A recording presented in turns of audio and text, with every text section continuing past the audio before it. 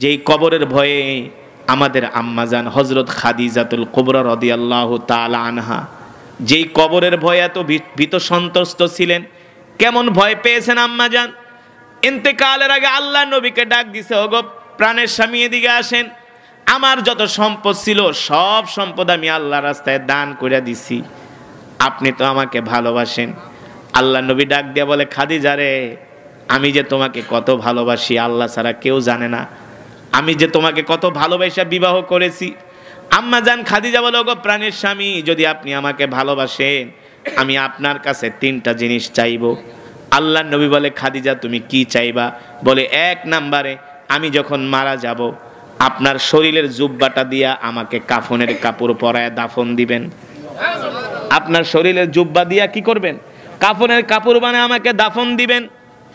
দুই নম্বরে আপনি আমাকে কবরে শোয়ানোর জন্য যেই কবরটা খনন করবেন এই কবরের চতুর্পাশে আপনি কিছুক্ষণ হাঁটবেন কবরে নেমে। আল্লাহ নবী বললেন ঠিক আছে। তিন নম্বরে বলে, আপনি আমাকে কবর দেওয়ার সাথে সাথে চলে আসবেন না, কিছুক্ষণ সময় কবরের সামনে দাঁড়ায় থাকবেন। আল্লাহ নবী বললেন কেন খাদিজা? বলে, আপনি আমার কবরের যেই তিনটা প্রশ্ন করবে এই তিনটা প্রশ্নের জবাব আপনি নিজে দিয়ে দিবেন।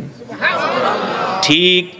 আল্লাহ নবী জিজ্ঞেস করলেন, খাদিজা রে, আমি যদি আমার জুব্বা দিয়া কাফনের কাপড় বানায় তোমাকে দাফন দিয়েতে করে তোমার কি হবে?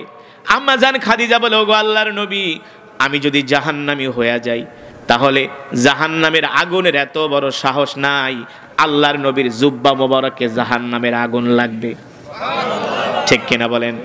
জাহান্নামের আগুনের এত বড় ক্ষমতা নাই যে আল্লাহর নবীর জুব্বা মোবারকে জাহান্নামের আগুন ধরবে। আল্লাহ নবী বললেন ঠিক আছে। দুই নম্বরে আমি তোমার কবরের চতুর্পাশে হাঁটলে কি হবে?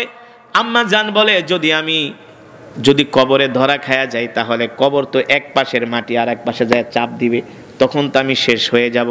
যদি আপনার পা মোবারক ওই কবরের মাটির পাশে লাগে তাহলে এক পাশের মাটি কোনো সময় আরেক পাশে আসার সাহস পাবে না। আল্লাহু আকবার। যেখানে আল্লাহর নবীর বরকতি পা মোবারক লেখেছে। ঠিক কিনা বলেন?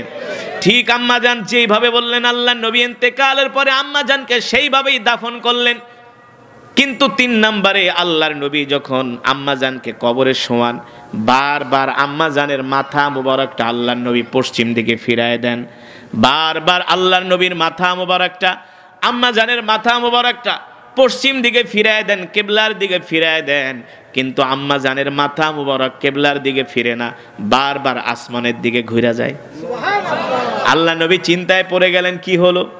আমার খাদিজার মাথাটা কেন কিবলার দিকে ফিরে না, আসমানের দিকে হয়ে যায়? কারণ কি? আল্লাহ ফেরেশতা দিয়া ঘুরায় দেয়। সুবহানাল্লাহ বলেন। আল্লাহর নবী যখন টেনশনে পড়ে গেলেন, আল্লাহ তাআলা জিব্রাইলকে পাঠাইলেন, হে জিব্রাইল, যাও যাও আমার হাবিবকে যেয়ে বলো আমার হাবিব যাতে কষ্ট না পায়। আমি চাই না আমার খাদিজার মাথাটা চেহারাটা কিবলার দিকে থাকবে, আমি চাই আমার খাদিজার চেহারাটা আসমানের দিকে থাকবে। কারণ আমি আল্লাহ স্বয়ং আরশ থেকে তাকায়া তাকায়া আমি আমার খাদিজার চেহারাটা দেখব। আমার খাদিজা দিনের জন্য ইসলামের জন্য আমাকে এত ভয় করেছে। আল্লাহু আকবার। আল্লাহ নবী আম্মাজান খাদিজাকে কবর দিয়া তার কবরের পাশে দাঁড়ায় আছি। আল্লাহ নবী যায় না, কান্না করতেছে। আল্লাহ জিব্রাইলকে পাঠায় দিয়েছে, জিব্রাইল যাও আমার হাবিব কান্না করে কেন? জিব্রাইল আইসা বলে, গো আল্লাহর নবী, আপনি কান্না করেন কেন? আপনি বাড়িতে চলে যান। আল্লাহর নবী বলে, না না না, আমার খাদিজার কবরে দুইজন ফেরেশতা আসবে, আমি আমার খাদিজার পক্ষ থেকে তার সওয়ালের প্রশ্নটা আমি করে দেব। আল্লাহু আকবার।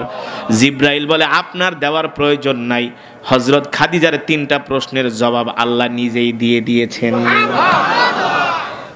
জান্নাতি কনফার্ম। জান্নাত কনফার্ম হওয়া সত্ত্বেও আম্মাজান খাদিজা কবরকে কত ভয় করতেন। ঠিক কিনা? কিন্তু আমরা সেই কবরের পাশ দিয়া যাই গান বাজাইতে বাজাইতে। হ্যাঁ, আমরা সেই কবরের পাশ দিয়া যাই বিড়ি টানতে টানতে। ঠিক কিনা বলেন? আমরা মানুষকে কবর দেই কিন্তু আমরা কবরের কথা চিন্তা করি? কবরের কথা চিন্তা করি না।